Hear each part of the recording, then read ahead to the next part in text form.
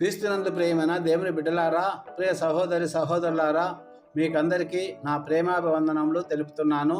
వాగ్దానము: అన్ని బాధల్లో నుండి ఆయన నిన్ను తప్పించును. 6 బాధల్లో నుండి ఆయన నిన్ను విడిపించును.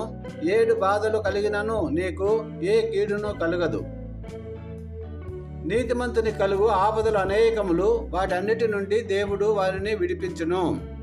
దేవుడు అతని చెయ్యి పట్టుకొని ఉన్నాడు కనుక అతడు నేలను పడినను లేవలేక ఉండడు. మీకా 7:8 నా శత్రువా, నా మీద అతిశయించవద్దు.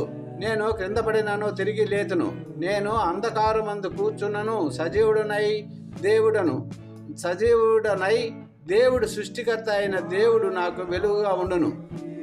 ఎటుపోయినను శ్రమపడుచున్నను, ఇరికింపబడినను వారము కాము. అపాయములో ఉన్నను కేవలం ఉపాయము లేని వారము కాము. మనము తరముపడుచున్నను, దిక్కులేని వారము కాము. పడద్రోయబడినను నశించు వారము కాము మనము. కనుక ప్రియబిడ్డ, శ్రమలు, బాధలు, కష్టాలు వచ్చాయని కృంగిపోక, శ్రమలను జయించి, మరణించి, జయించి, తిరిగి సజీవుడిగా లేచి నీ కొరకు విజ్ఞాపన చేస్తున్న యేసయ్య నీ పక్షమునున్నాడు. విశ్వసించి, నమ్మి, ప్రార్థించి ధైర్యముగా ఉండుము. దేవుడు నిన్ను లేపి సమతల బండపైన నిన్ను నిలిపి హెచ్చించి ఘనపరిచి స్థిరపరుస్తాడు.